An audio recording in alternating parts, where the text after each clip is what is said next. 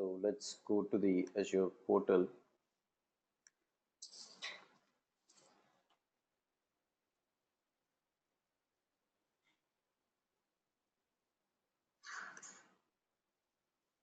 Yep. So today we are to discuss about the Azure AD B2C, implementing Azure AD B2C and B2B communications. And prior to this, we were discussing about the Azure AD, the normal Azure AD, how to create the users, how to create a guest user, and setting up the multi-factor authentication, right? All those stuffs. And today we are going to speak about this managing Azure AD environment and implementing the Azure AD B2C and B2B environments. So by the end of this module, you'll be able to understand about what an Azure AD integration is in web applications, how to create an Azure AD B2C directory using your social identity provider authentication, enabling the multi-factor authentication, and implementing the B2B collaboration, okay, with the Microsoft Graph API as well. So let's start the day with understanding about what could be the Azure AD integration. So the Azure AD is where you're going to manage the normal tenants. You're going to manage all the tenants, user accounts, and everything. And the Azure AD also comes up with a privilege where you can help the users to get logged in. So you can make the users like, let's say, users who work in your organizations or users who are working on your client's organization. Let's consider a company A and company B, and you're the admin for company A. You have Azure tenant accounts for company A. You need the company B to get added up with the, I mean, let's say your portal or with your subscription, anything like that. So you can keep those guys also to be collaborated with this environment, and that can be done with this Azure B2B. And the business to customers is where you're going to add the customers with sign up, sign in policies, all these things. So that's B2C. So the Azure B2C is where you're going to give the enterprise grade multi-tenant, okay, and the cloud service that will help you to come the users with sign up, sign in, profile management, and the password reset. Let's simply say that you go to a, let's say I will go for this Edureka portal. I can just go for edureka.co and I will click on login. So when I click on login, you should find that we will be able to put up your email ID. See, I have already logged in. If not, you can find that I'd be able to put up the email ID. I'd be able to put up my password and I can sign in. The other way that I can do is that I can also sign up for an account, right? I can sign up for an account saying that this is my first name, this is my last name, and I am a user of, let's say, an admin or a contributor or reader something, and I can keep this updated. So this is where we are going to give business to customer usage, okay, and that we call it as Azure B2C. The customers here or the consumers, let's say even the users, okay, the users can have their own social accounts as well to get signed in. Hopefully you should have seen something called sign up with Facebook, right? Sign up with Facebook, sign up with Twitter. So those things will help the Azure B2C environment to come up with the social identity providers, and the social identity providers will give the API to join the organization and to work on it with the user collaboration of what they have in their identity provider environment. So that's B2C in short. Let's get into the B2C environment on the Azure portal. I'll go to the Azure portal here, portal.azure.com, and let me sign in for an account.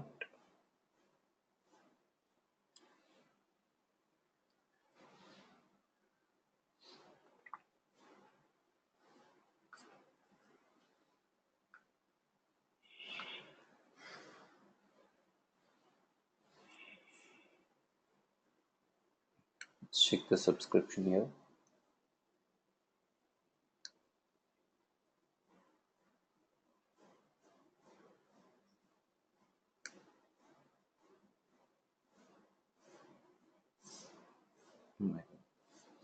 Let me check the AD.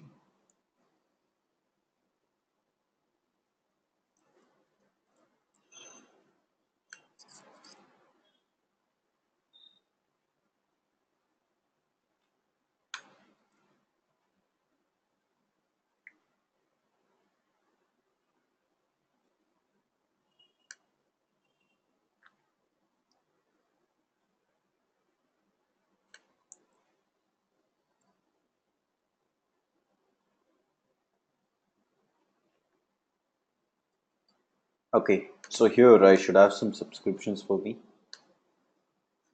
All services, subscriptions, Dreams Pack, not Dreams Pack.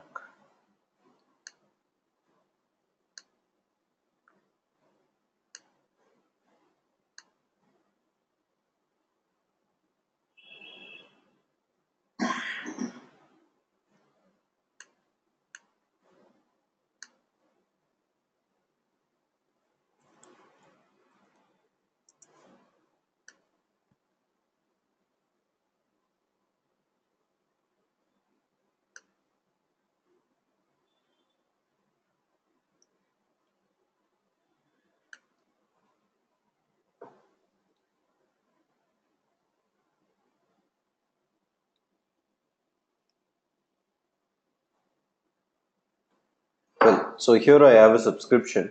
Let me go ahead, okay, and I will try creating AD B2C. I hope you guys know the normal AD, right? Here we go for the Azure AD, the normal Azure AD, and we will go for users. Can you find here? We have users, groups, all these things. Now, the first demo which we are going to do is that, let's say I will put it on a sticky notes for you guys. So the first demo I'm going to do is that I'll be implementing Azure AD environment.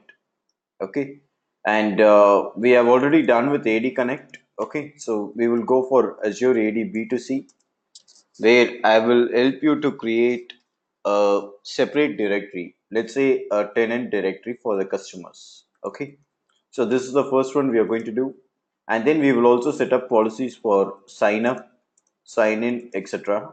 Okay, so these are the attributes we are going to set it up, and from a web application, they will go for single sign on.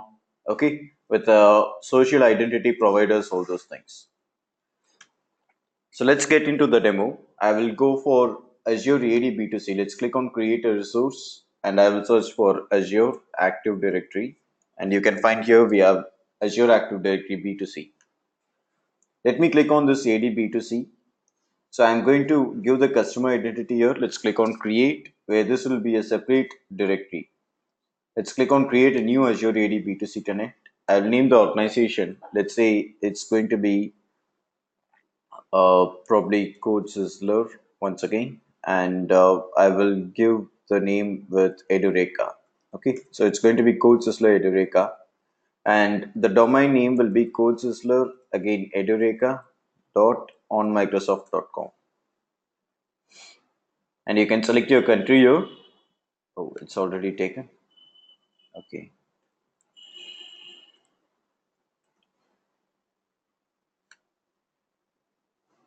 right. So let the country be US. Let's click on create to get it created.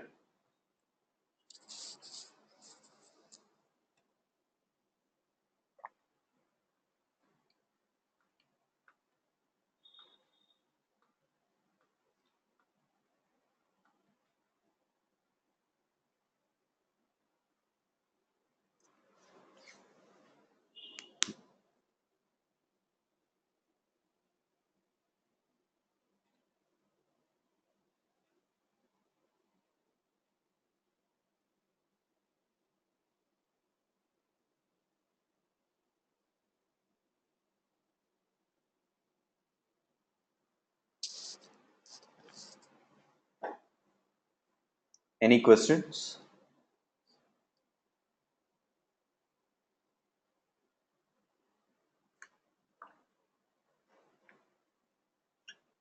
Yes, Rajiv, go ahead. What's your question?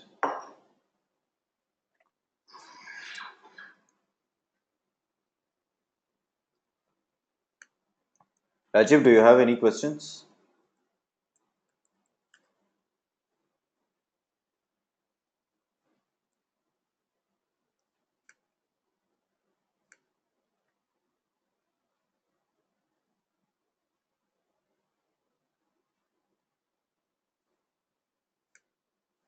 Okay, I will go to the AD now. Let's go for all services. You can find Active Directory. Okay, let me scroll down. I'll go for Azure Active Directory.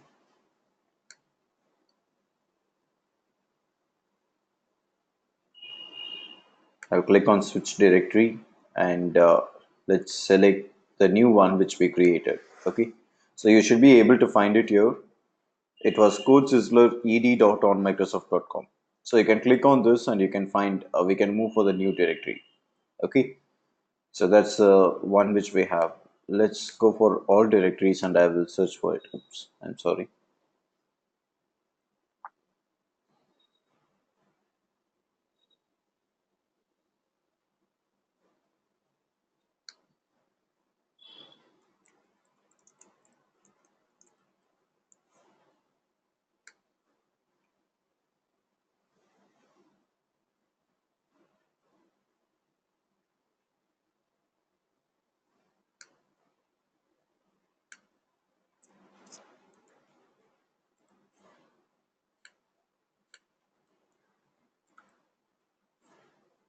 Okay, here we go. CodeSizzler Edureka. Let me click on this. So this will be a new portal.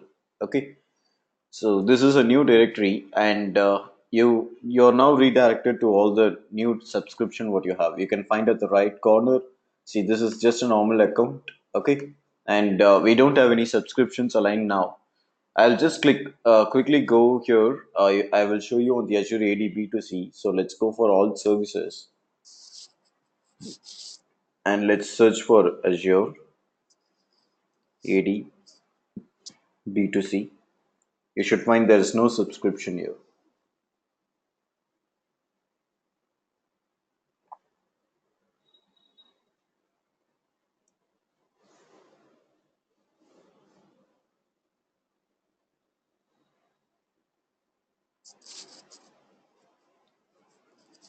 See, there's no subscription linked.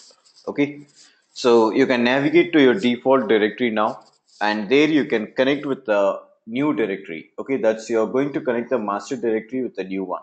So go to the master one here. This is the master one that we have.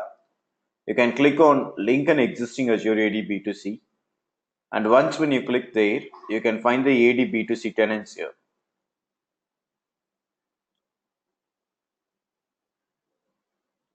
It's getting loaded. Give me a second.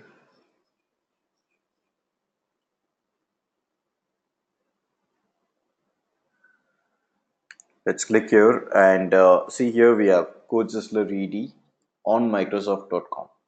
Let me click on this and I am going to align this subscription Visual Studio Enterprise and let's put it on a new resource group. I'll click on create new and let's name this resource group. Say for example, I'll name it as Edureka-523. Okay, let's click on OK. And this I will deploy it at South Central US region. So let's select South Central US and I'll click on create to get it created.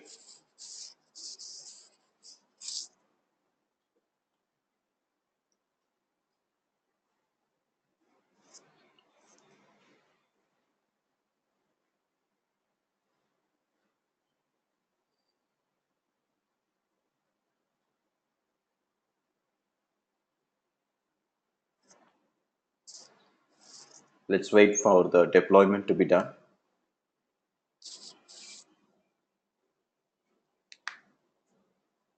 Yes, deployment succeeded. So now we will be working on adding an application. Okay.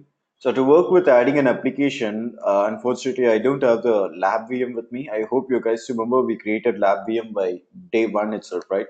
We need to create that VM. I'll just quickly create that virtual machine. Give me a second.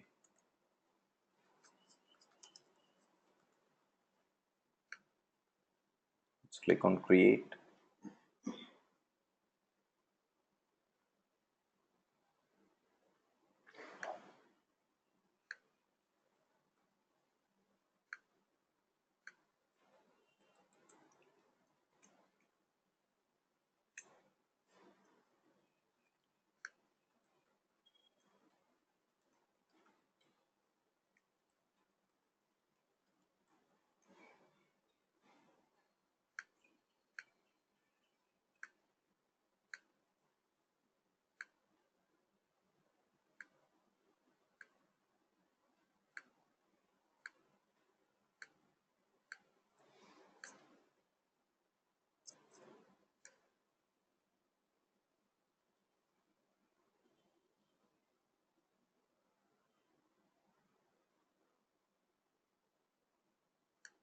Okay.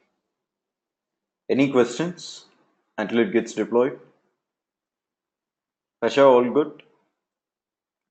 Harsha, Chandu.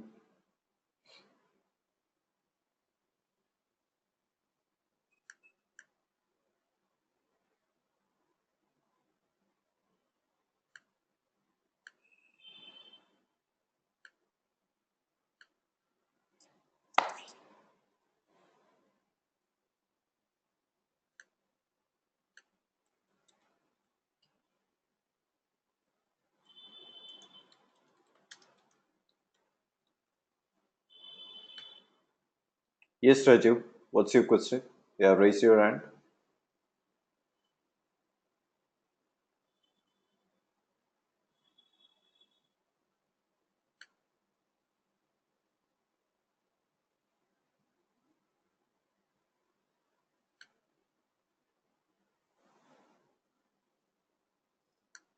Okay, Raju, hi. What is B2C? Why do we use it? Okay, that's a nice question. See, Rajiv, I hope you're clear about what is Azure AD, isn't it?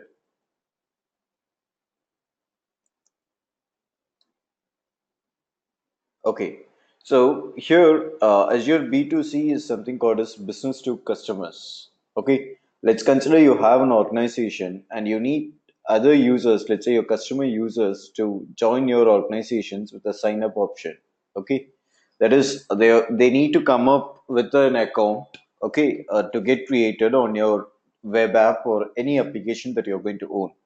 So in that case, the one way that you can do is you can give a customer sign in. You can say that you will give the attributes of first name, last name, all those things, and you can ask them to sign in.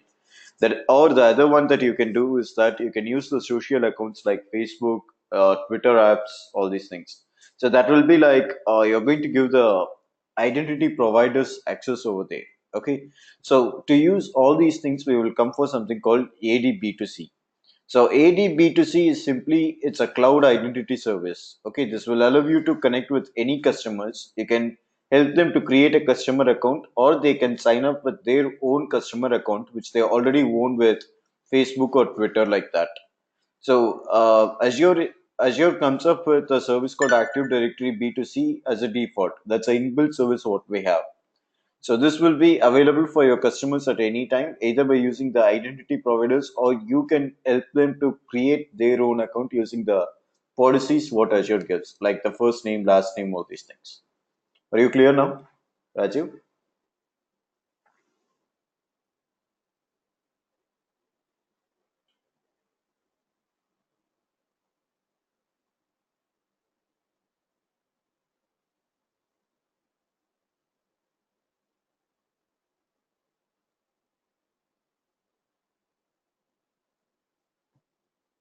Can you give us a real-time example where we use this? Chandu, when you go for any website, when you find sign up with Facebook, or when you find a sign up option where first name, last name is there.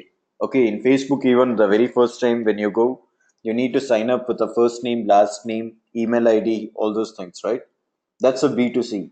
That's Azure B2C.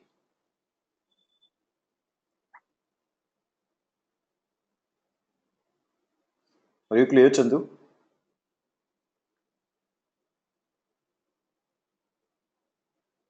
Yeah. We will be developing an application now. Okay, that should help you to make sense. That's the reason I'm deploying a lab VM here. Let's wait. Okay.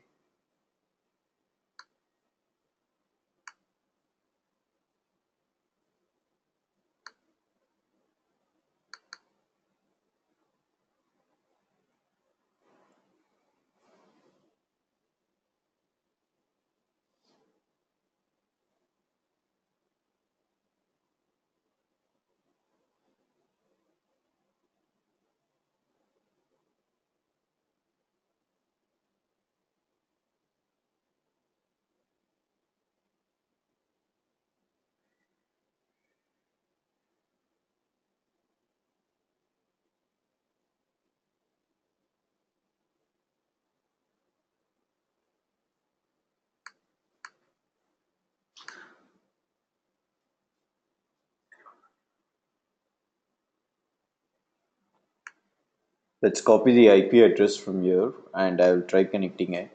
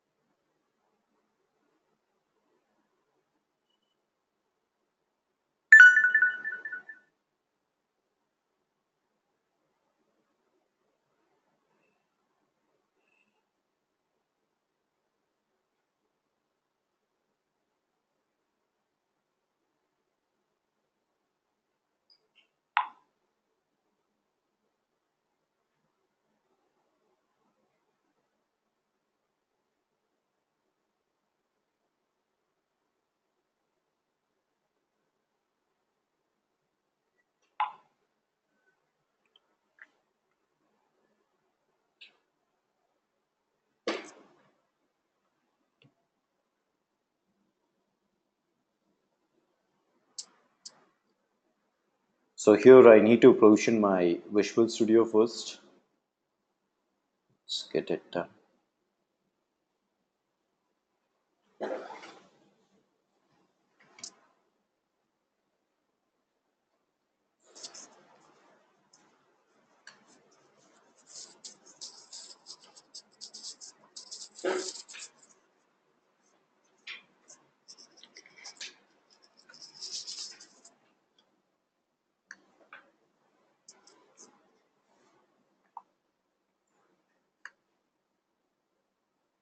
Let's click on off. I will click on OK for this. And we shall go for the Visual Studio.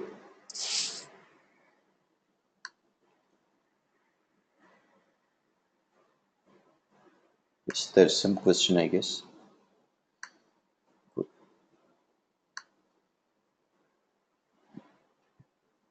Let's go to the LMS here. So you should be able to find a solution, or else I will put it on a OneDrive and I will share it with you guys. Okay.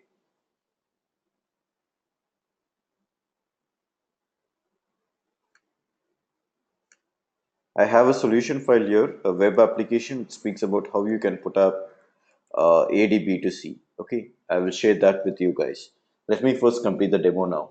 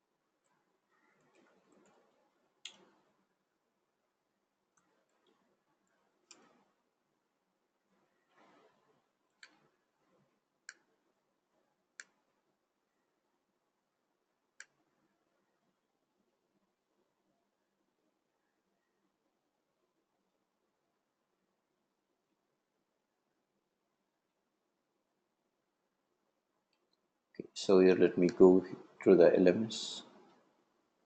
I will go to the course content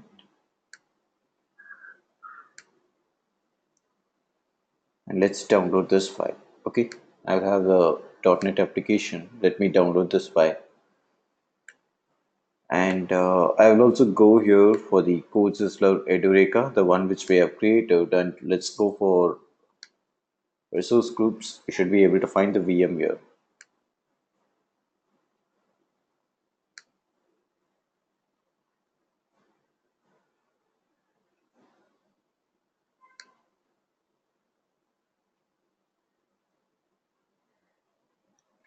Just stop me if you guys are able to, if you're not able to follow. Okay, I'm just provisioning the VM yet. I haven't set the environment.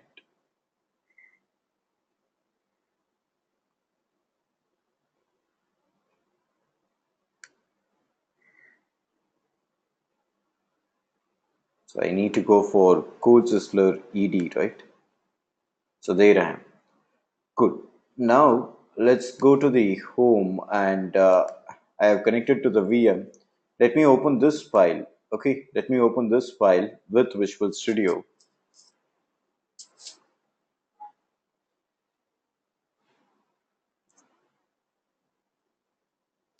It's there.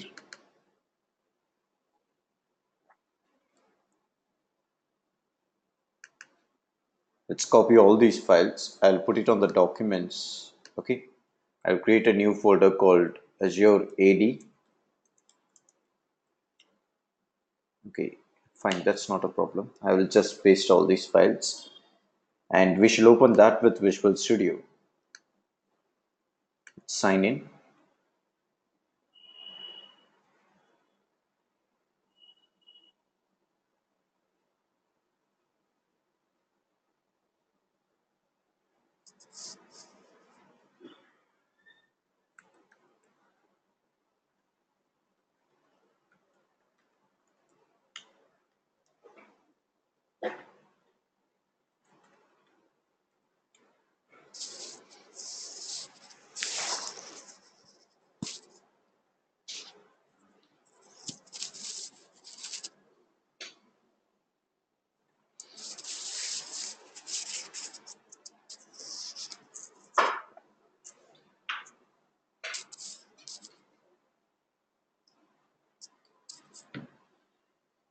Okay, this is getting loaded. Meanwhile, I will go to the Azure AD B2C. Okay, so let's go for all services. I will go for Azure AD B2C.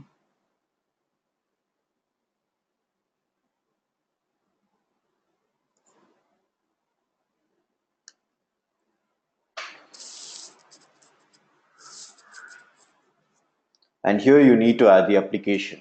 Okay, can you find this? This is the new one, CodeSizzler.ed.onmicrosoft.com. So here I need to add the application. I click on applications and I'll click on add. Okay, so let's click on add here. I'm going to add a new application. Let's give Edureka 533. It's going to be a test application. And this is going to be a web app. So I will say yes for the web app. And you can give the URL. Okay, all these things here. Let's give the reply URL. I'll click on the reply URL here. And let's say it's going to be a localhost one. So HTTP is, it's going to be a localhost where the machine is going to run it. So it's 44316. I'll give this address, and this is the same where I'm going to run the application as well. Okay. Next, I will enter the app ID URL URI. So you can go here and you can give it as test app. Okay. And next, it's a native client one. Yes, let's click on yes for the native client one. And let's give the redirect URI for this as well. Okay, it takes this as default for authentication. That's fine.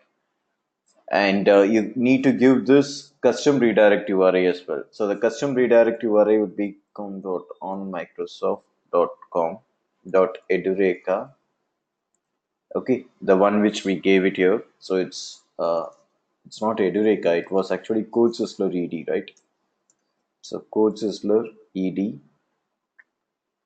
dot test app test slash reply.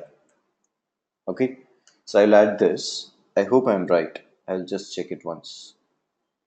It's CodeSizzlerED.onmicrosoft.com. Yeah, that's right. So let's click on create now to get it created. Okay, so let's click on create.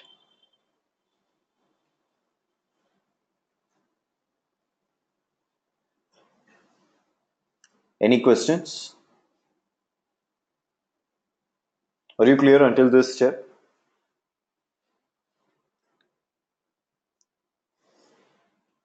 Chandu?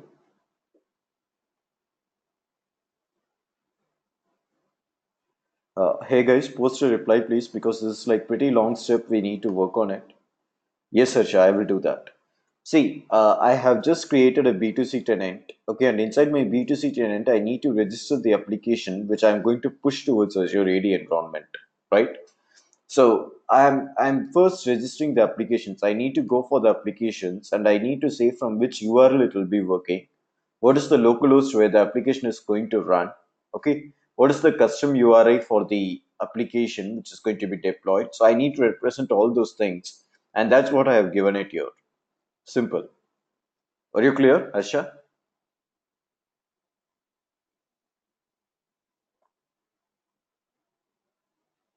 Okay.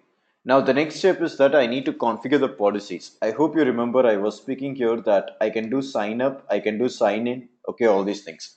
If it's going to be a normal sort of application, I can go for applications. I can just say that it's going to be a Facebook or it's going to be a Twitter, something like that, and I can sign in. Okay. But here I'm going to put up my own application where I need to configure the policies. So here down the line, you can find there are something called as policies. Yeah, sign up, sign in, profile editing policy, password reset policies. Okay, so you can go for any of these policies and you can get created. Okay, you can click on that to get created. So let's navigate to the policies and I will create the policies over here. Okay. Hi Chandu, is this application hosted on local VM? Yes, Chandu, that's right. The application will be hosted on the local VM. Okay,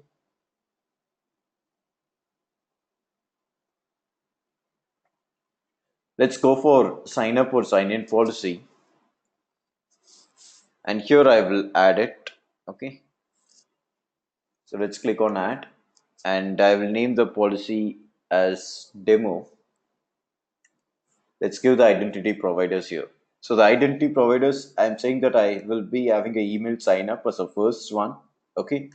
And then the sign up attributes. Okay. What all the attributes that we need on the sign up? You can click on OK and you can come here. So this will speak about country. Okay. Display name, what it has to be, email address, what we need to give. So let's select all these things and I'll click on OK. The next is application claims. Let me click on application claims. I'll select the country, display name, email address, okay, and yeah, whether the user is new or he is an existing user, okay, and the user's object ID. So let's select these application claims, and if you need multi-factor authentication, you can put it. It is same like what we were working on the previous demo, okay. You can go for MFA, and you can click here to keep the statuses on. So this is like a two-step verification that you will be doing. One is by an authenticate wrap, and the other one is using a text SMS, okay, or a call option, anything as such. So you can either typically give a password, you can just log in. That's the simplest way that we have, or the other way is that you're going to give device authentication either by mobile, I mean a phone call, or by SMS, or by getting it on the authenticate wrap. Let's click on OK to get it done. And I'll go for page UI customization and I'll just click on OK. So this will have all the customized factors, whatever we have given until now. Let's click on OK to get it done. And I'll click on create to get it created. So now I have configured the policies for sign up or sign in. Okay. You should find it here. You should find it once after it gets done. See B2C underscore one underscore demo. Now the next is I'm going to give a profile editing policy. Let's say the profile has been created and we need to edit it. Okay, in that case, we will come for profile editing policy. Let's go for this profile editing policy and I'll click on add. And here let's name it. Okay, I'll give it as edit underscore profile.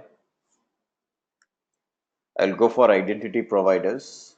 I'll click on this local account sign in. So local account sign in the sense the user is already signed in.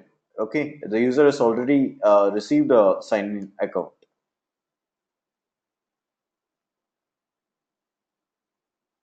Hi Arsha, is that VM where the app is hosted should be in Azure and on? No, no, it could be on even in any cloud, even your private cloud. No problem on that.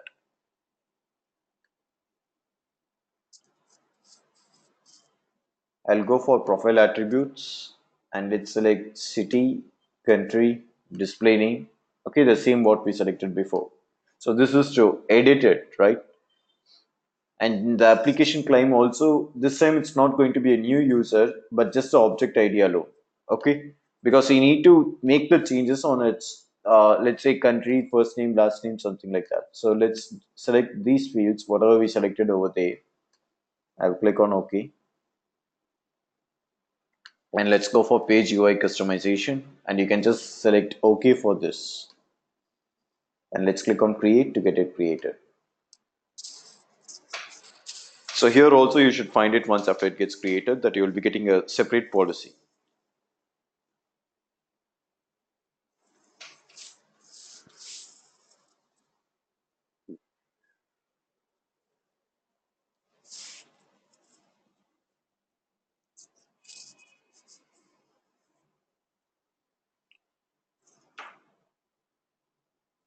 Well, that's created. Hi Raju, can we create policy common for all app? Yeah, that's what we are doing now. That's what we are doing now. This is mandatory, right? Sign up or sign in, profile editing is all mandatory. This will be common for all apps that it's going to work. Okay. The only thing is that you're going to give the application ID, the first application which you registered, that ID and key. That's it. Okay. Next, I do need this password reset option. So I will go for password reset policies and I'll click on add to add a password reset policy. So here, let me say password policy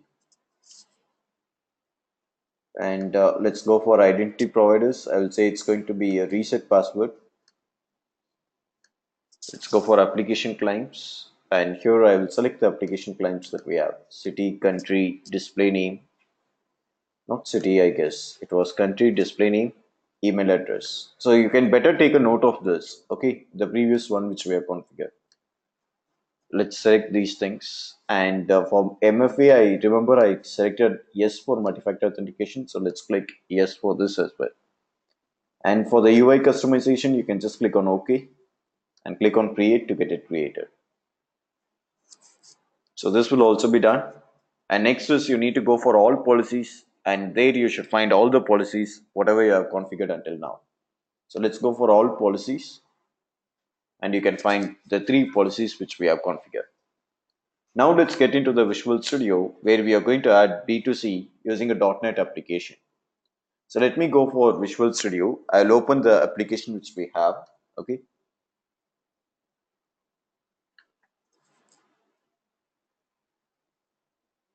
Let me just say file, open, folder. And I will open the folder which we have here. So it was in documents. This one, Azure Easy. Let's select the folder and let's open it.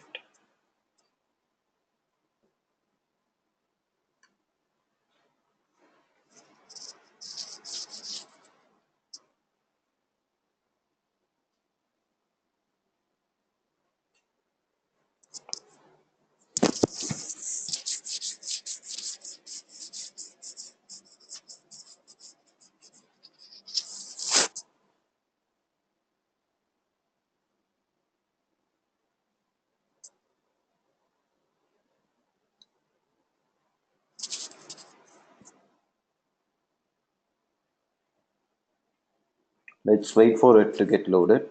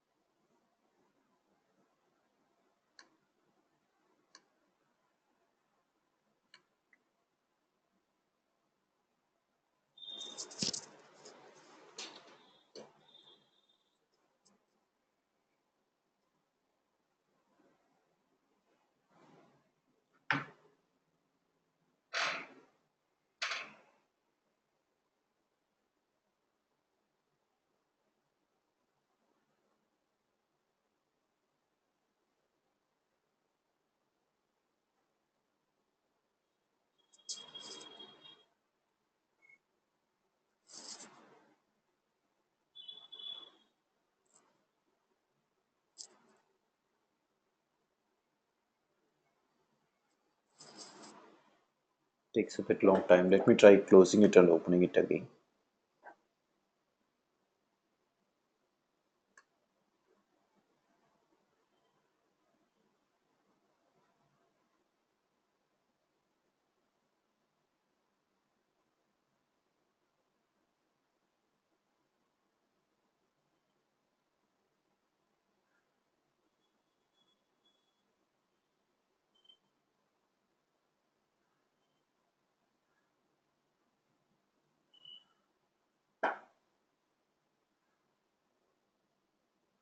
Let's open this file. Yes, there's some question. What we are doing now in Visual Studio. Harsha, we have just created an application. Okay, I mean, we have just registered an application. Now we need to push this application for exact sign up and sign in attributes, whatever we created there, right? So here we are going to move ahead on creating the same. Okay,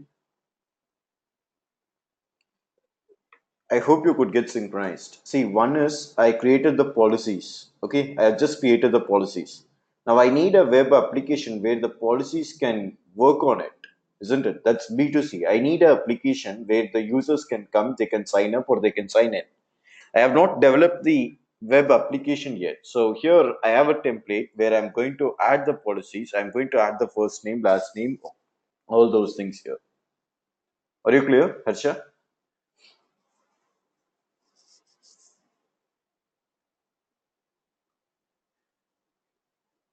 Cool. It's getting scanned. Give me a second.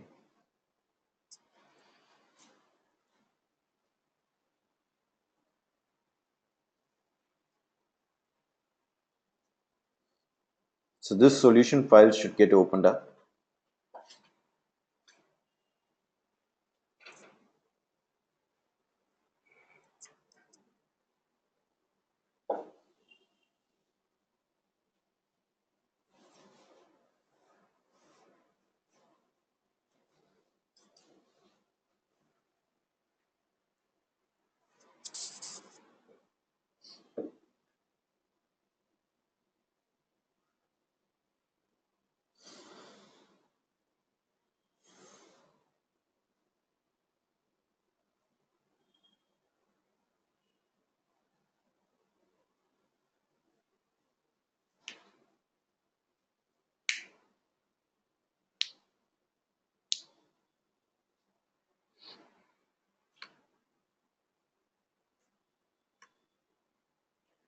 Hi Chandu, does this come under 7533? Chandu, development will not come, but you need to know where you're going to add the attributes. You need to know where we are going to give the keys, all those things, where to retrieve and where to give the keys. You're not going to write scripts here. Okay.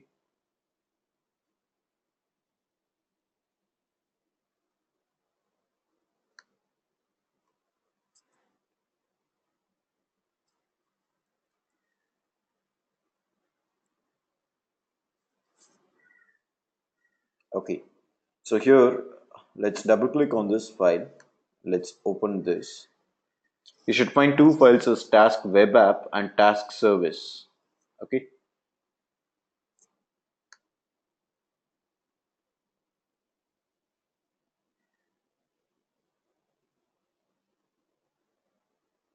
See, we have task web app. That's one thing that you can find it here. And you would also have something called task service.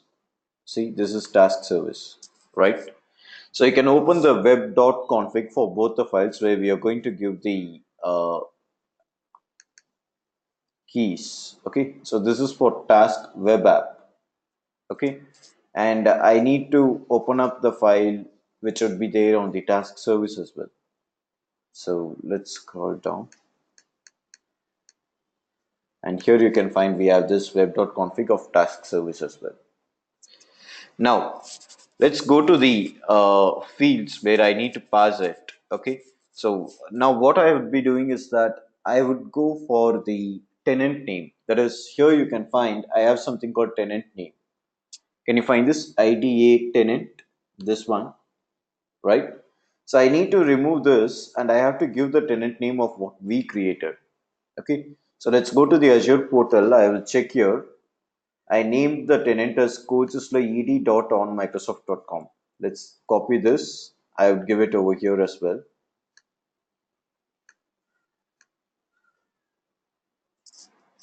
So I need to replace this. Okay, the same for that other web config as well. So you can find it again, once again here. IDA value equal to CodeSizzler ed.on Microsoft.com. The next is about the client ID where you need to pass for the web application. Okay, so let's go for the Azure portal. I will collect the client ID overview. This is subscription ID. It should be yes. It's going to be this ID. Let's copy this. That's a client ID.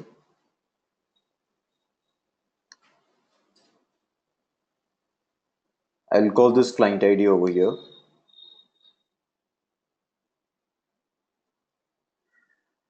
And let's do the same.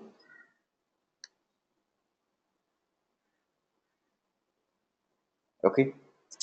And the next is client secret passkey for the web application. So the client secret passkey, you should go for, let's say I will go for the keys here on the Azure portal.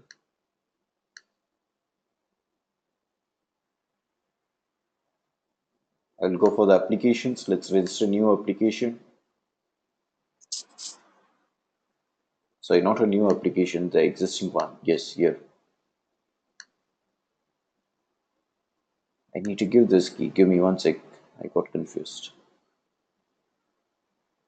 Yes, this application ID.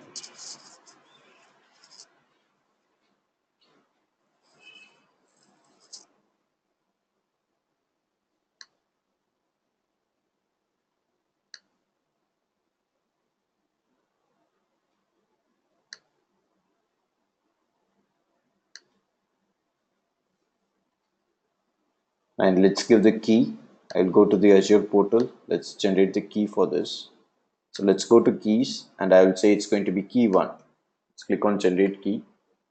And once after you click here, you can just click generate key and click on save.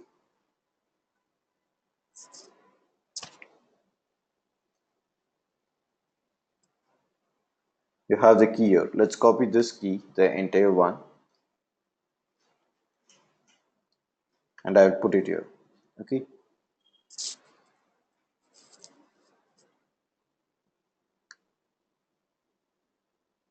Here, you can remove this and let's paste the key here.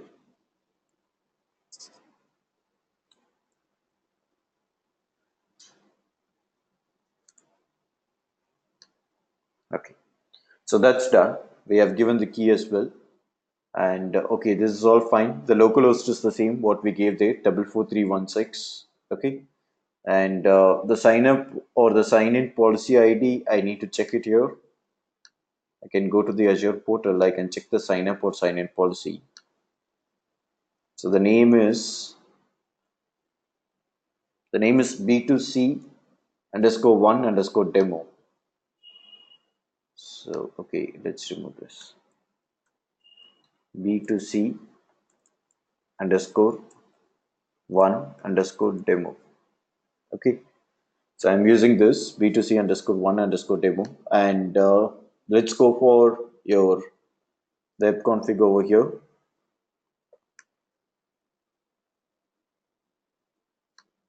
Assure double quotes should not be a problem. Okay, let's try this.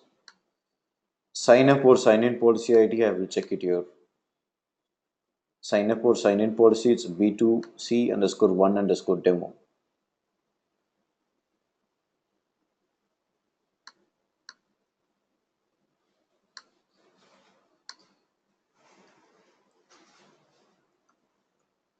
And edit profile policy, let's click here, profile editing policies. I will go for this B2C underscore one underscore edit underscore profile. So edit underscore profile, okay, that's fine. Password policy B2C underscore one underscore password hyphen Paul. Okay, that's also right. And okay, this is all fine. Now let's go ahead and we shall run the solution. Okay, I'll just save this and I'll run the solution.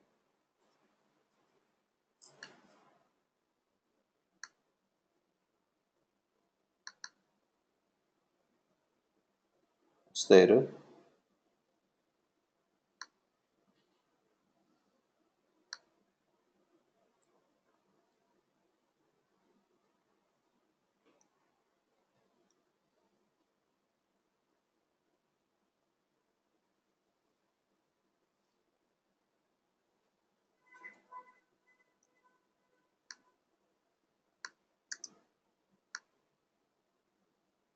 The codes is not going to work here.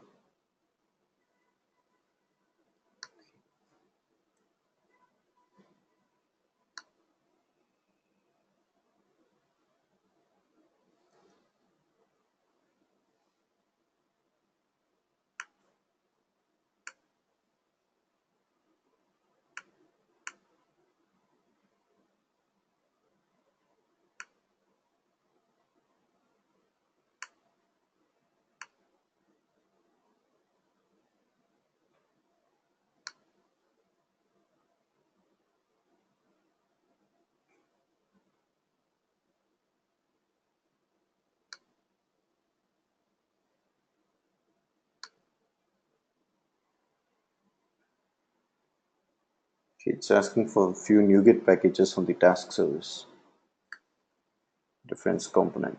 Okay, let's add the reference then.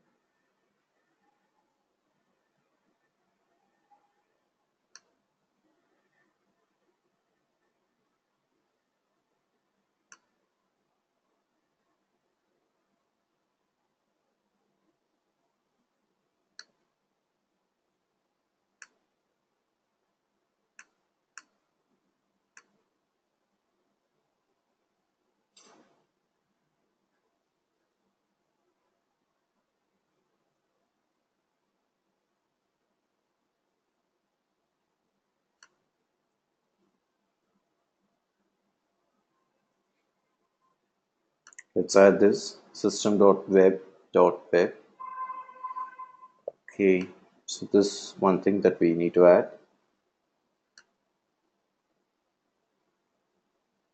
Okay, all these files. Probably let's do one thing, guys.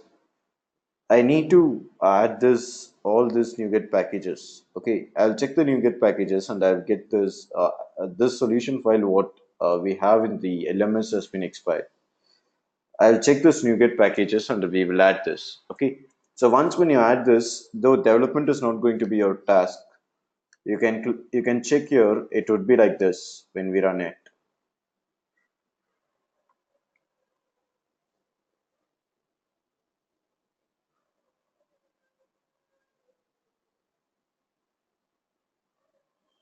You just need to know what are the keys that you need to add it across, okay, on both of these files. So you need to know where you're going to generate the keys, what you're going to add, okay.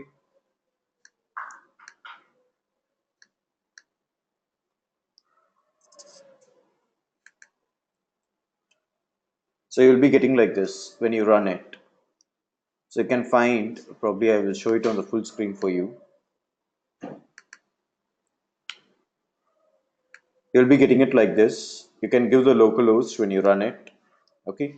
So when you click on run solution, you'll be getting it. And when you run it, you'll be having a sign up or sign in button here. So when you click on the sign up or sign in, this is going to work on the attributes of what we gave there, email address, password.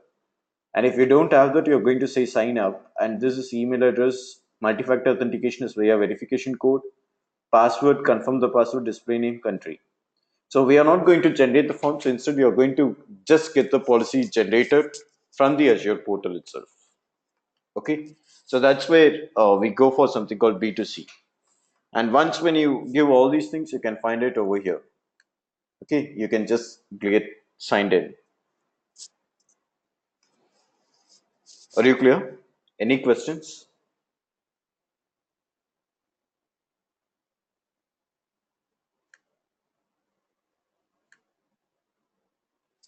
I'll check this NuGet package and I'll push it on the OneDrive. I'll give the link to you guys. Okay. Let me know if you have any questions, please, on this.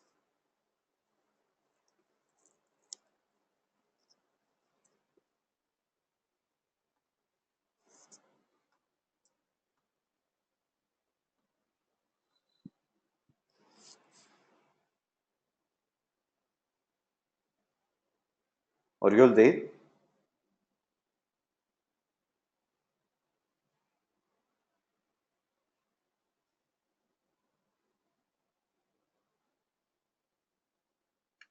Harsha, any questions? Yeah. Let me know if you have any struggles here. Come on.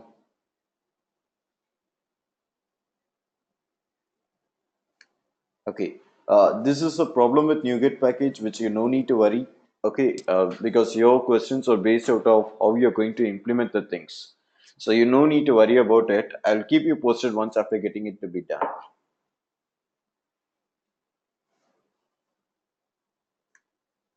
Okay, the next is about integrating a social identity provider. Okay, I was speaking about this new user policy where you can add it across, and there is also another one which is called as integrating the social identity providers. So, social identity providers in the sense it's going to be like Facebook or Twitter, something like that. Okay, so what you can do is you can go to the Azure portal. Here you can find something called identity providers on your B2C. You can click on identity providers and you can just say add. Okay, so when you say add, it will ask you for the name, what it has to put it across. Let's give the name here. Let's enter the identity provider name as Facebook, and I can give the identity provider type. So I'll be having plenty of identity providers. I hope you can find it on the screen. I'll just say Facebook and I can consume it. Let's click on OK. You can select any social identity providers from that plate. And once when you set that, it will ask you for the identity provider. You need to give the client ID and key. So this client ID and the client secret, you can get it from the developer portal of the identity provider. That is, I hope you guys know this. You have a developer console, right, for Facebook.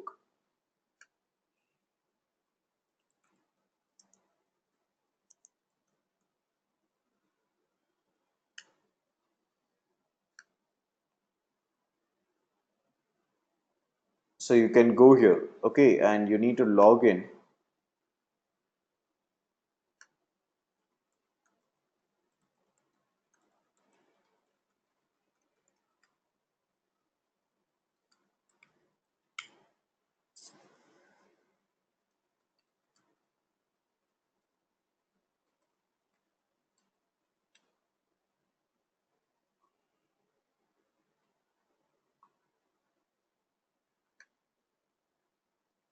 Well, you can go here, you can add a new app, okay.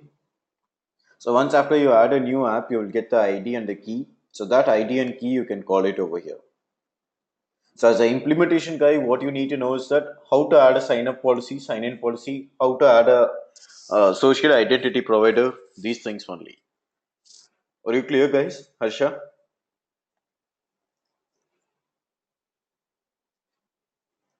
So that's a paid service. Okay.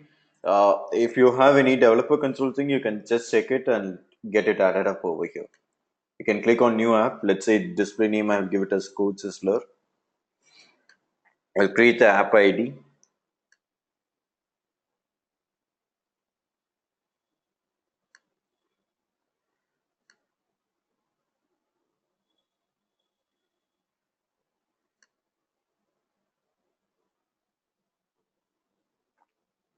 Select all the images with the bus.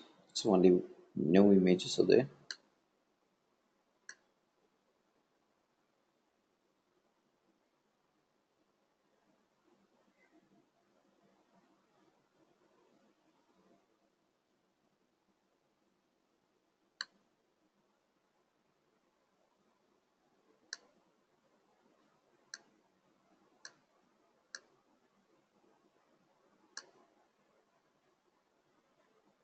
So this creates the app ID for me. Yes, account kit. Okay. You can go to the settings and you can find the product. You have the app ID here, you have the secret. Okay, you need to call this over here. But the time you hit, you need to pay for it. Well, so that's about the social identity provider, how you can create it. Okay, can we quickly take a break for some 10 minutes and we shall join for B2B?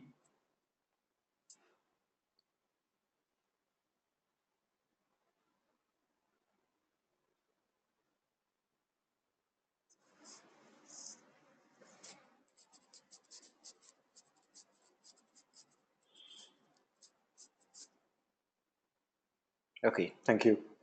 Let's join by 10 minutes here.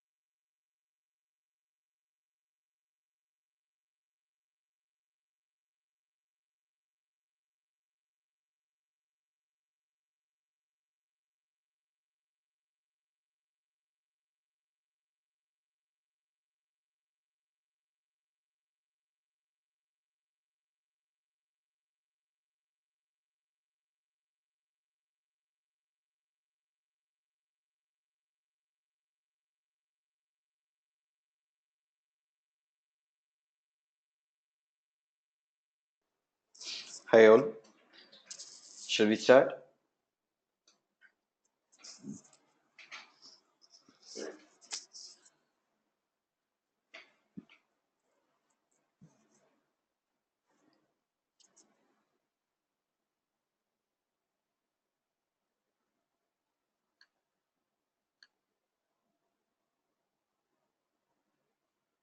Yeah, thanks.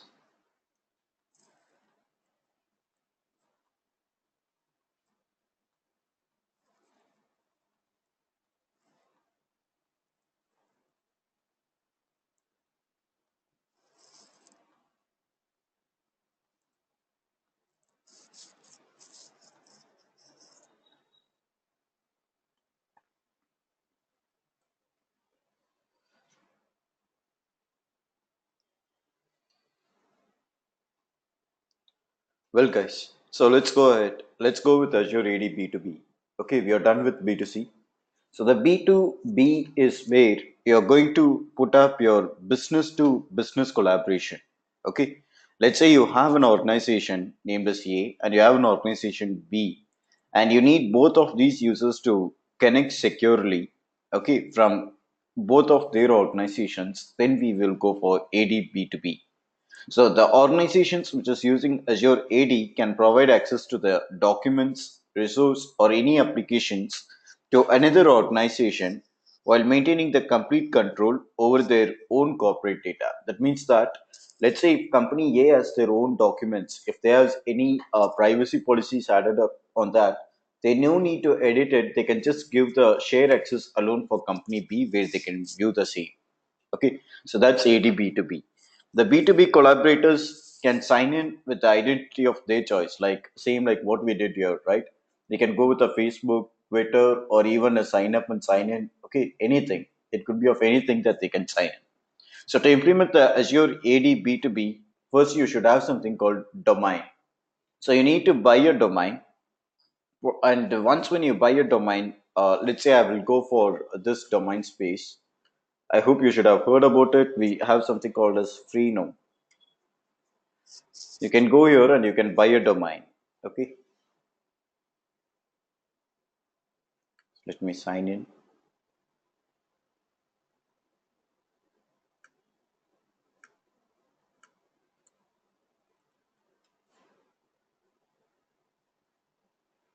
You can go for my domains. So you can find the domains which are here. Okay, now let's go ahead. I'll click on manage domain here, and you can find that manage Freenome DNS. Okay, we need to go for the DNS, and here in the DNS you will need to fill the details on the columns what we have here. Each of these details can be found in the Azure AD custom domain. So let's go for AD custom domain. Okay, I will go for Azure AD here.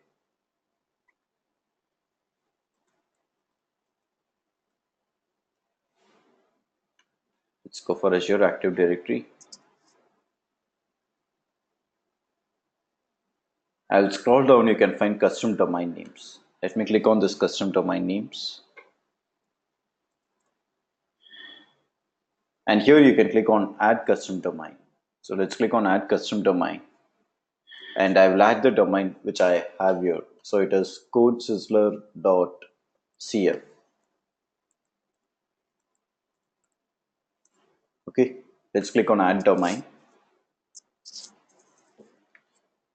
So this gets added up.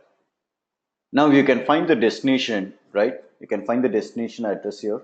Oh, what happened?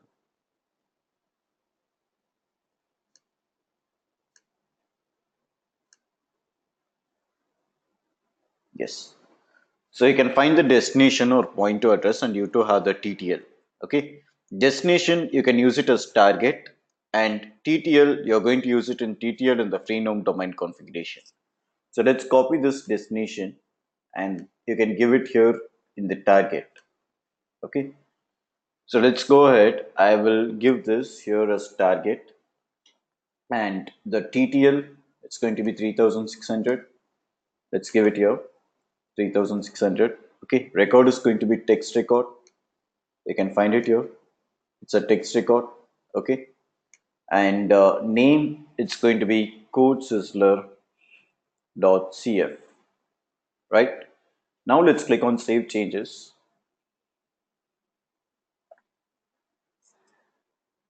So this record has been added successfully. So once you have updated all the details, let's say the message you can find your as record added successfully will be there. You can now go for the domain space that is here and you can click on verify to get it verified.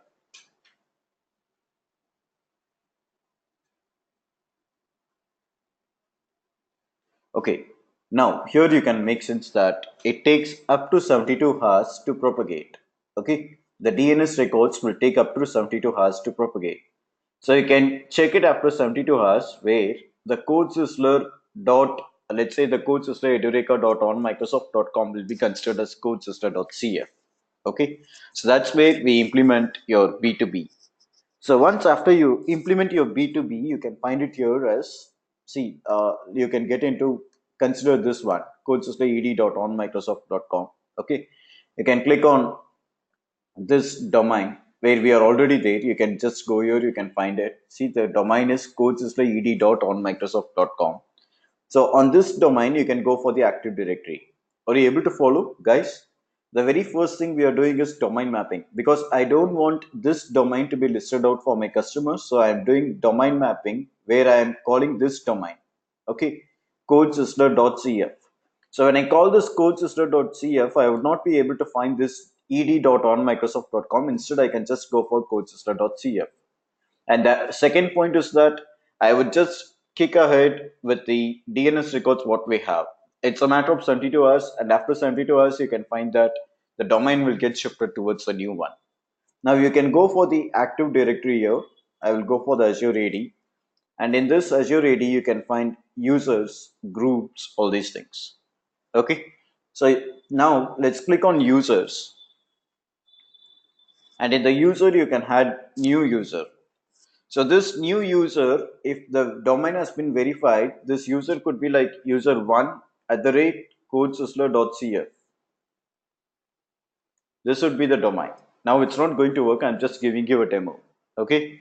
But after 72 hours, it can work. So you can just say that name is going to be user1 and that's the username what you have. You can configure the profile, roles, all these things. But now since we have not defined it, your domain would be edurek codesizzler edureka dot on Microsoft.com. Not edureka, actually, it is ed dot on Microsoft.com.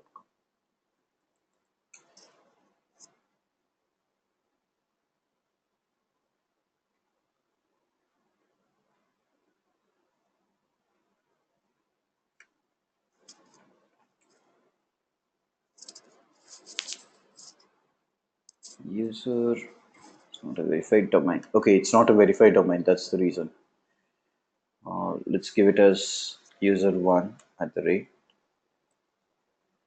developer Pharaoh outlook dot on Microsoft.com. This should be a verified one.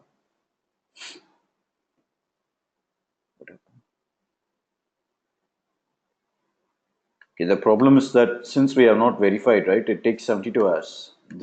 This one, okay, this takes 72 hours and it's not getting reflected. So if you have verified it, you can get it immediately. Are you able to follow, guys? So you should take it like 72 hours where you need to wait for it and then you can find the domain will get added up. So once after the domain is added, let's say the domain is added now, okay, just makes sense. Once after the domain is added, now you can come for sign-in policies. Okay. So what you can do is that you can come for this Edreka. This is B2B. So you can scroll down. You can find something called sign-in policies here. It should be probably on the users. Give me one sec. On the B2C. So all services, Azure AD, Azure Active Directory, B2C.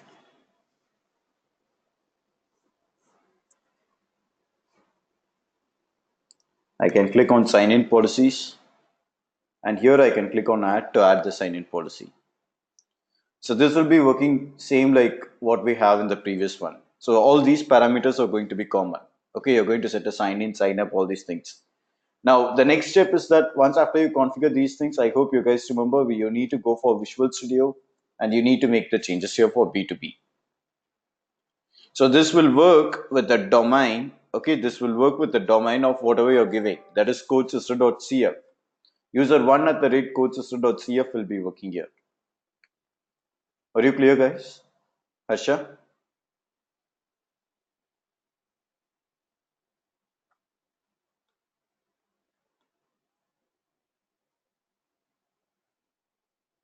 Let me know if you have any questions, please. Let's keep this. I'm not going to delete it. Okay, I need 72 hours. Probably I would go for the next demo, right? I have frequent days of demo. By that time, I would show you the domain would be getting verified. Okay, it's a matter of 72 hours that we need to wait for it. Until that, you can just make sense probably in the slides that we have. You can go for the LMS, right? So you can find it here.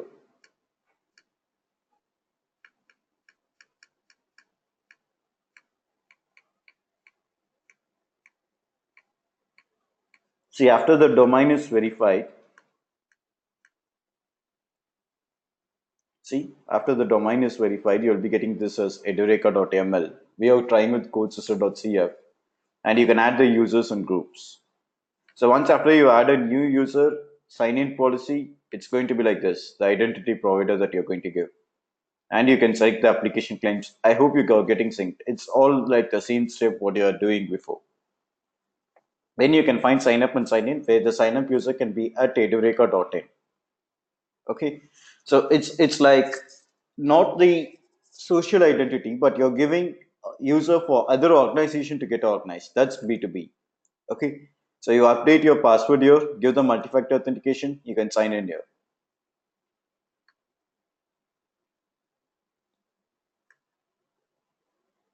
Yes, Tarak. Asha, post me your questions, please. I can help you out.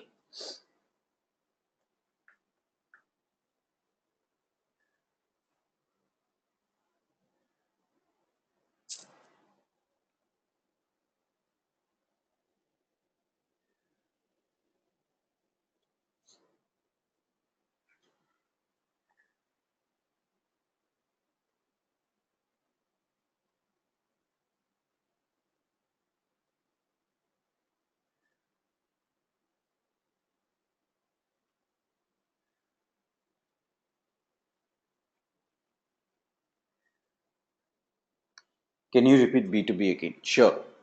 See, Azure B2B is, I hope you could understand B2C, right? Business to customer, where you're giving Azure users to come up with your own customer things, where you're going to put up the identity like user sign in, all these things. Now, B2B is where you're going to give it for business to business people, that you're asking another organization. Okay, you're going to share your application, okay, your company's application and your services with other organization, let's say the organization B, okay, with a secured environment. That is, you no need to set up any identity policies, you no need to set up any APIs. Okay, instead you can just go with Azure AD and you can tell them that these are things you can access it. Okay, I'm saying for organization B, the users can access these things and you can just put up a simple invitation for that. The work would be like you can safely and securely access the external partners. Okay, you can configure the custom domains and you can give the access to them. You are not going to give your AD access to them, or they are not going to give the AD access for you. You're just inviting them as a user once after giving the custom domains. That's it. So that's where we go for B2B. That's ideally like collaborating with any partners. Okay, you can collaborate with any partners.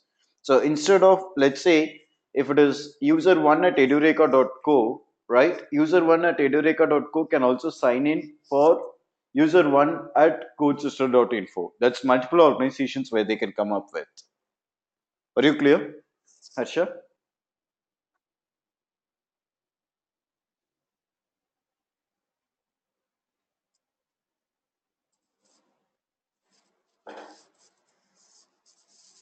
Yes. So the demo part is that the very first thing you need to verify the domain. Once after you verify the domain, you can add the users. Okay. And once after you add the users, you can set up the sign up policies, the same what we were doing for the B2C one. So that's where we go for this B2B.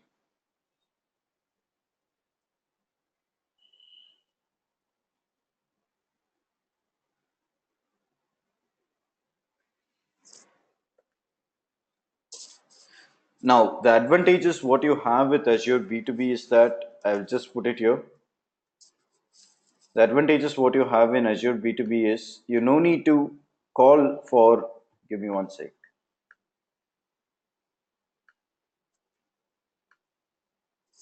So in the Azure B2B, the partners can just invite their users.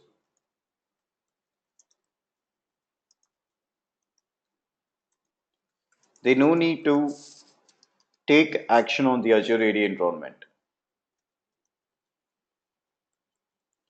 Okay, that's one thing.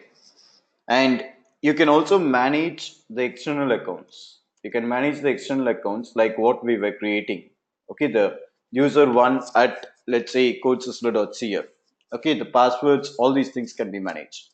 And you no need to sync these users Azure AD. Okay, to your Azure AD, you no need to call them. They can be just like a guest user and you can remove them at any time. Are you clear, Asha? Yes. So now the demo part alone, let's wait for this 24 hours of time and then we can generate that. Okay. So keep that on hold. You no need to worry about this development one which we have there. Okay. The development one, I mean the code, I will update the NuGet packages and I will share it to you guys on OneDrive. Okay. Let me know if you have any other questions, please.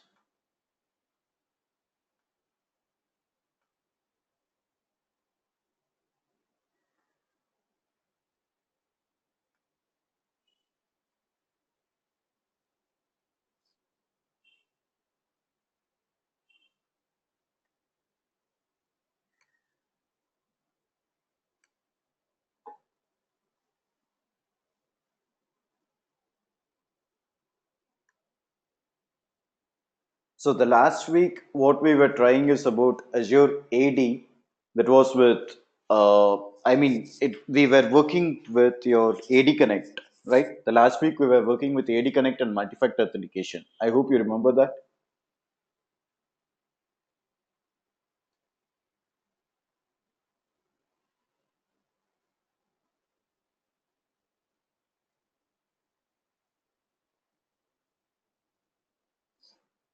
Are you all there, guys?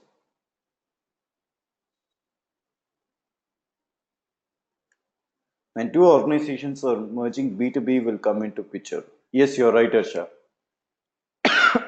Excuse me.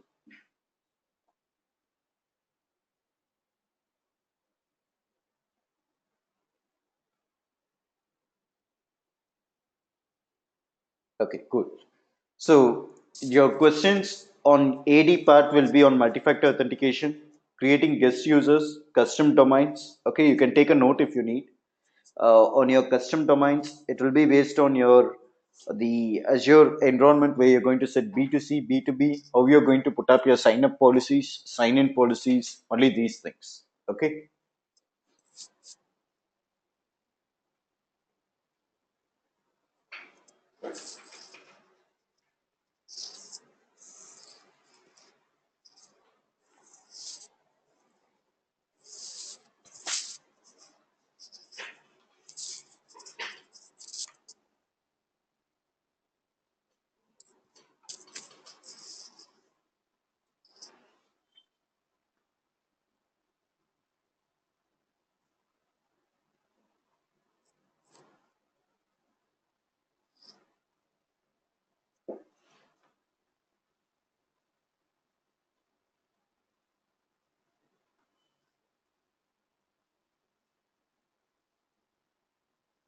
Well, let me know if you have any other questions. Okay.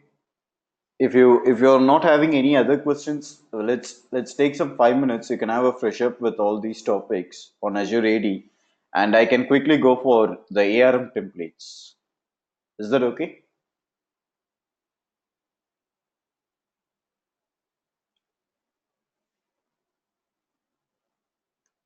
Yeah. So just have a call back for 5 minutes. You can make sense about the Azure AD environment, whatever we used. Let me know if you have any questions, and then we can go for the ARM template one.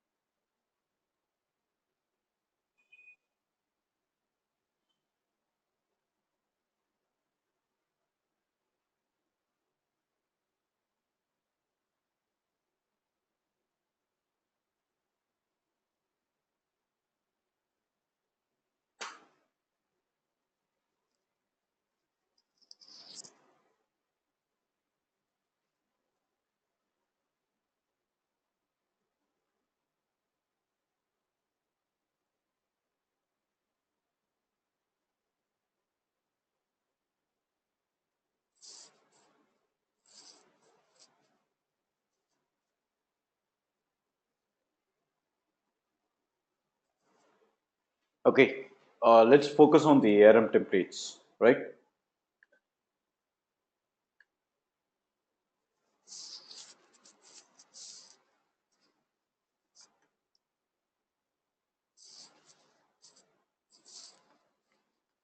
Right. So this module speaks about your ARM templates. Okay, ARM templates is where I hope you guys are connected with us, right?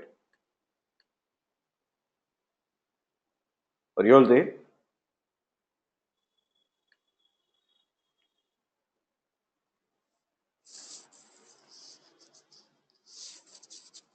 Yes. Thank you. Thanks for responding.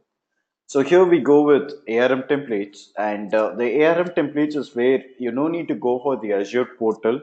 Okay, instead either by using PowerShell or instead by using Visual Studio, you can just deploy your, your own codes. Okay, so you need to ensure that you will be able to write the building blocks of the ARM templates, and once when you know what are the parameters that we need for a particular, let's say an Azure service, then you can use ARM templates to deploy the service. So by the end of this module, you'll be able to understand what are the different types of ARM templates that we have, how to deploy the ARM resource providers, how to deploy the templates with PowerShell, CLI environment, okay, and implementing the role-based access control, your ARM authentication process, all these things. Let's start with the overview of what could be an ARM template. Whatever it may be the Azure resource that you need to deploy, you can go up with three methods that we have. One is the manual one. The manual is where you're going to give the Azure portal access, and in the Azure portal, you're going to create the resource, you're going to manage it. The second one comes your client driven. Okay, the client driven is that you have the PowerShell automated script, and using the PowerShell script or the bash environment, you're going to run your resources. The third comes your cloud driven deployment. The cloud driven deployment is where you use an ARM template, and the ARM template is completely a JSON template. Using the JSON template, you can just deploy your applications. Okay. So let's pick one by one. I'll go for the client driven automation. Okay. The client driven automation speaks a lot about your manual deployment that you have. So you're just going to have your logics inside that. You're going to say that I need a virtual machine. I need a if in case if I need a virtual machine, I need to say that I need a VNet, network security group, computes, OS, what sort of size I'm going to use. Okay. So I need to say all these things I can, and then I can push it from the PowerShell environment using ARM templates, or let's say using Visual Studio. Okay, now this script is ideally it's supposed to be on a JSON file. Okay, it will be on it should be on a JSON file, the one which we are creating it. So I hope you guys remember by day one I gave you some scripts. You should remember that you even tried deploying it from PowerShell, right? Deploying VM from the PowerShell. Let me check if I have the scripts. Give me one sec. Hmm.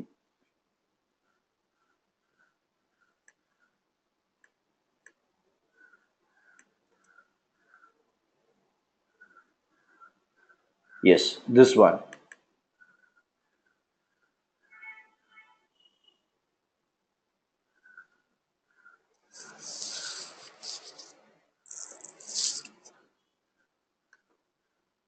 So here we go. You can find that the script which I gave here, see, it says about the DNS name, storage account name, location. Okay. So using this, you can deploy it. And the consistent management layer, what we would be having here is that you would be having the ARM API. You need to know what all the resource providers that we have. Okay. So let's understand your Azure Resource Manager, that is your ARM, comes up with the ARM API where you need to first enable the resource providers. So the first building block is that you need to know if it's going to be a virtual machine, what you're going to call. You can make sense here.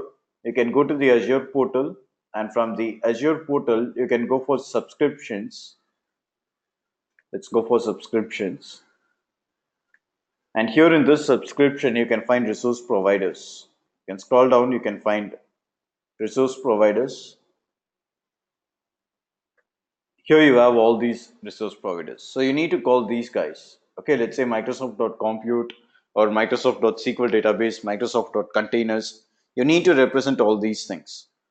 So your ARM template structure, your ARM template will be like this. Your ARM template will come up with the open braces. Okay. You need to give the schema then. I will just show you a normal ARM template. You can go for GitHub. I'm sorry, not on the GitHub one. It should be on ARM templates, GitHub.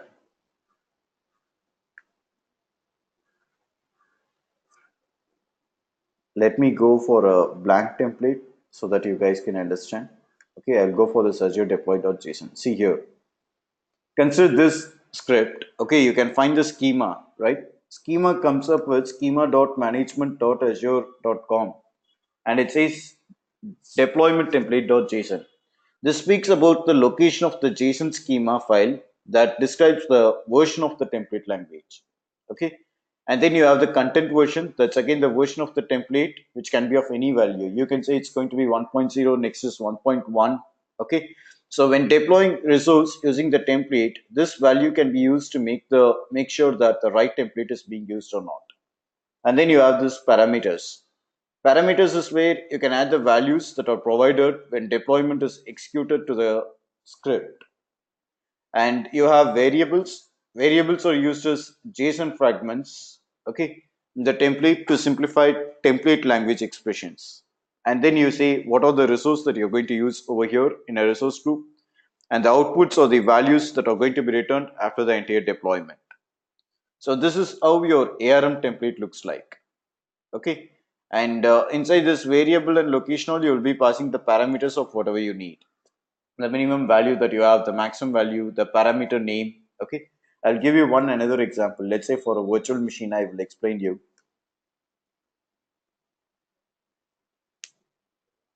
and scroll down. Let's go for a virtual machine.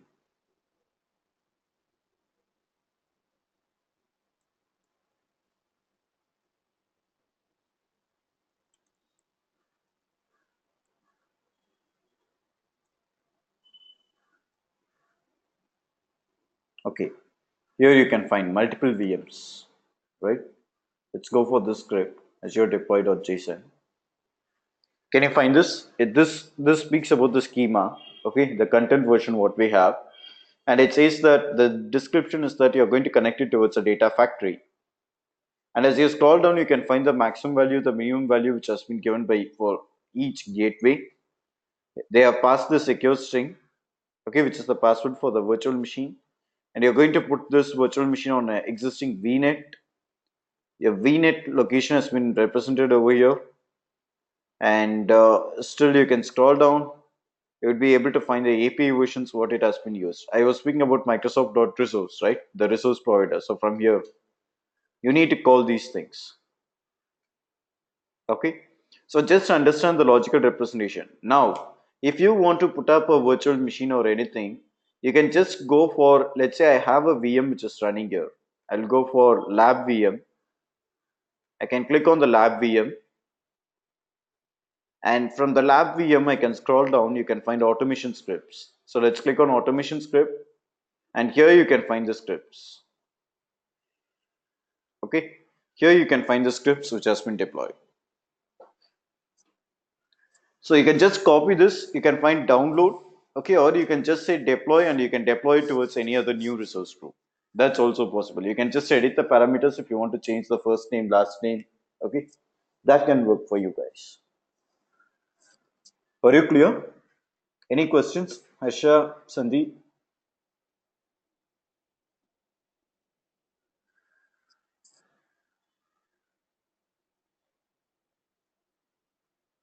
Okay, let's have a quick demo for today. Okay, and then I will go in detail on the next module for the ARM templates. So what I will be doing now is that I will deploy an ARM template from Visual Studio. So I can go for File, New, Project.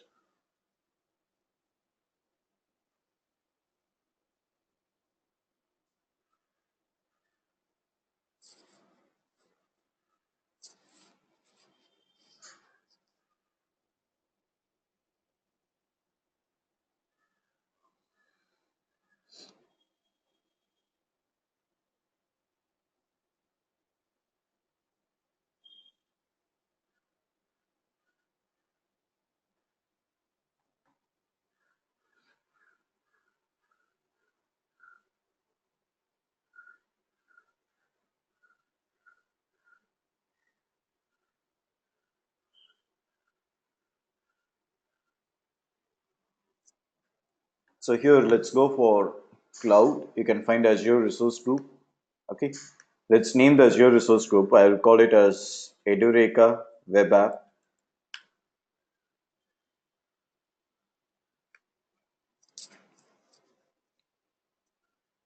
You can find the templates here.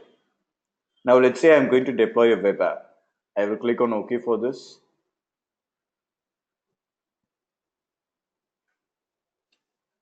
So this will generate the templates for me. I'm not going to write the scripts. I just need to work on the parameters alone. You can go for website.json, and here you can find we have different versions. Just get synchronized with what we had in the the very first part, right? In the web apps, you had free tier, you had basic, standard, premium. Okay, you can call any of these things and you can put up your web app. So you have all these things. Okay, I hope you're getting synced. We have the API version which is represented. You have the schema. See, the schema location has been given here. Okay, so once after giving all these things, you can go right click here. You can say that I'm going to deploy this. Let's say deploy a new deployment, and I need to select my resource group.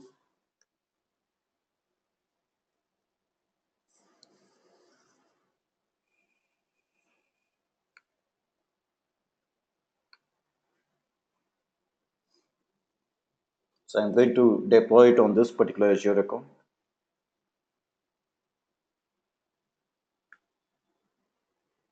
Let's put it on the lab VM resource group. Okay. And let's go for edit parameters. Here I'm going to give the name. The hosting plan name will be Edureka CodeSizzler 533.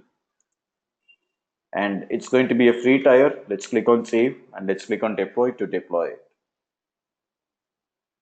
So it says build succeeded, and you need to give, see the power, it runs with the help of PowerShell. The build is succeeded. You can go for your Azure environment. You can check here on the Azure. Let's go for all resources.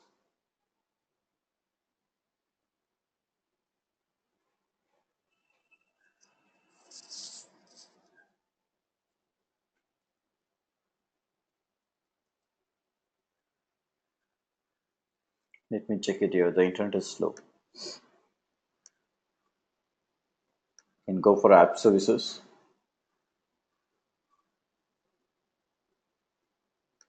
resource groups, lab VM resource group.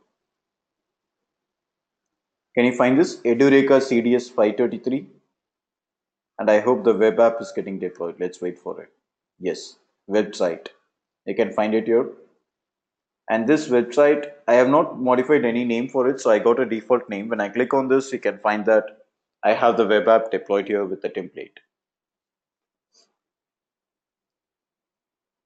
Are you clear, guys?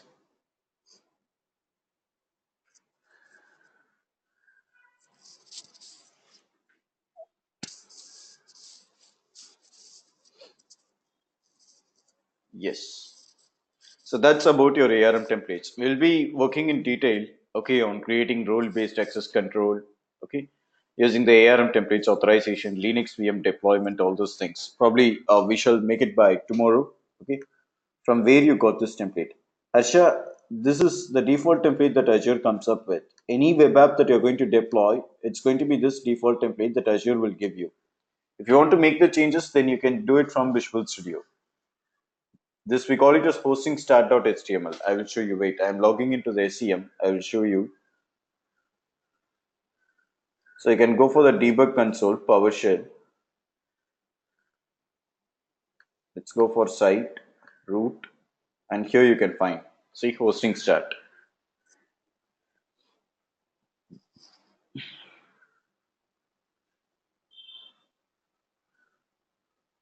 Are you clear?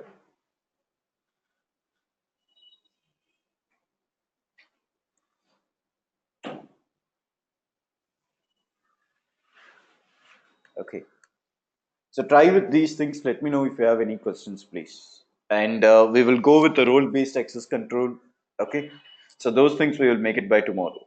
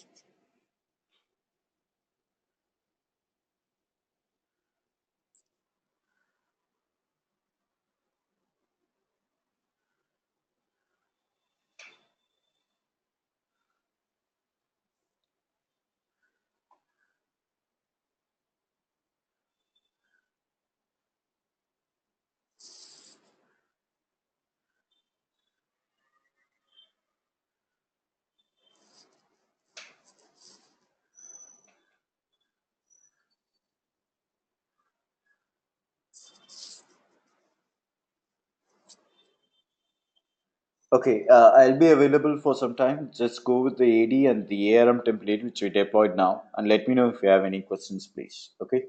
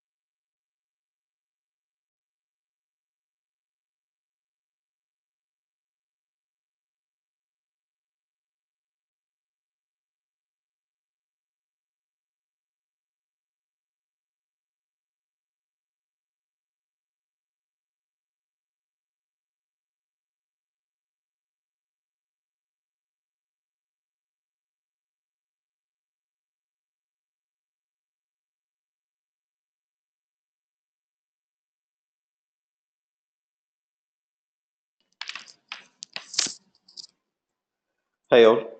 Any questions?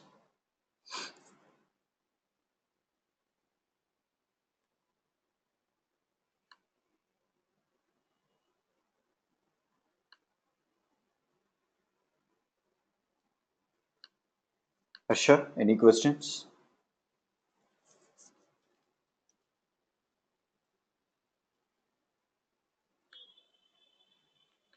Could you please show how to create two VMs via template PowerShell? Is it possible? Need to check how the names of VM will take in sequence. S- Cool, Asha. Thanks. Sandeep, this demo we already did it, right? I hope we did it. I am handling plenty of batches. Can you just give me an acknowledgement? Did we do this or not? We did it. Okay, cool then. No problem. I can show you. You need to quickly go for.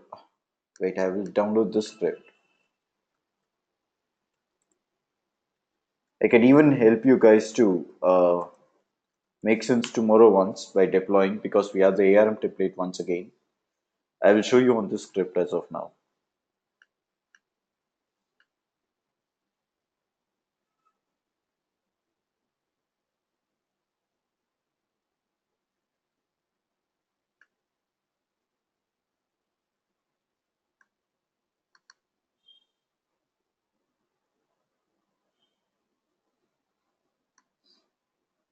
Can you find the script? Create Azure VM.ps1. Let's open this script.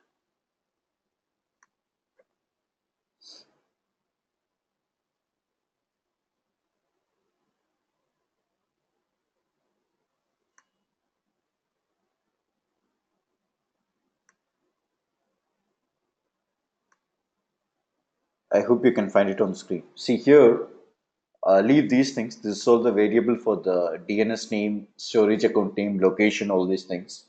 You can scroll down, you can find the VM name. The first VM name, you should find it, yes, over here. You have it as IP name, right? WebVM-2. And the VM name is given as WebVM-2. Okay. The next comes the SQL VM. You can scroll down, you can find SQL VM over here. You have VM name as SQL VM. Okay, so that's other one. So this is where you can give the name. And you will be calling the virtual machine over here. Can you find this? This variable VM name. You're calling it here. Create a new virtual machine configuration object with the VM name what we have here. Is that okay? Oh, I'm sorry, my screen is not shared. I'm sorry.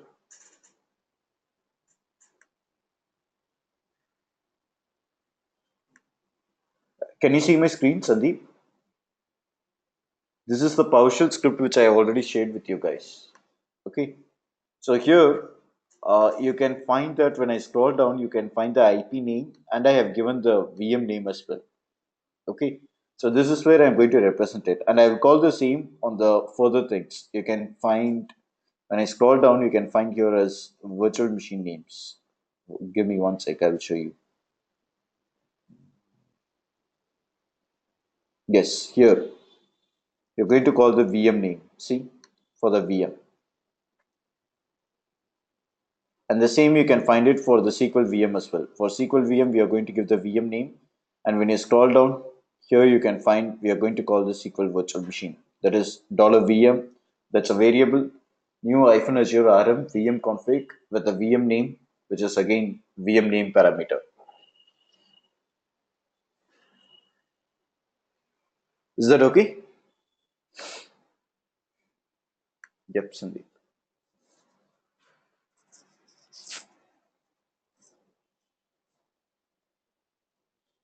Well, guys, try with the demo and do let us know if you have any questions. I hope we can close with this for the day, right?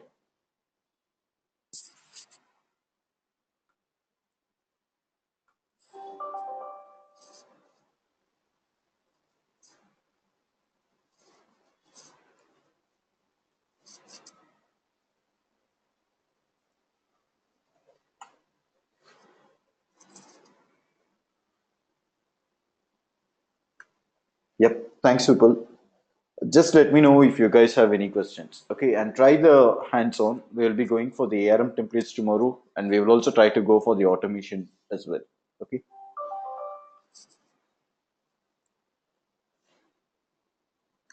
Yep. Thanks, Tarak. Harsha, I have already shared the script. Give me one sec. I'll give you the URL. It's bit.do/infi PowerShell. You can just download from this link, Harsha. Hey, Sandeep. I can see only two classes on LMS. Is it? Sandeep, can you just write me a mail on this? I mean, you can write it for support@edureka.co. They would help you out. Maybe the LMS would not have been updated. Sandeep, that I will keep you posted. Okay, I'll keep you posted regarding that.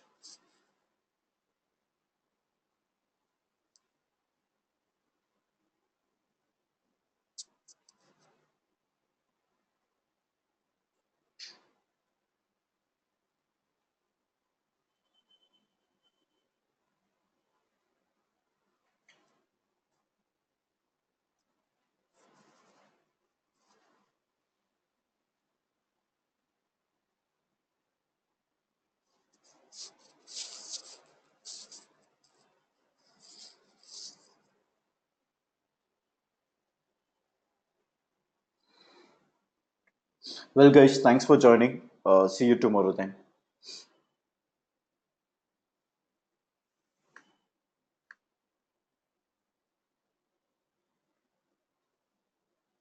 Thanks, Harsha.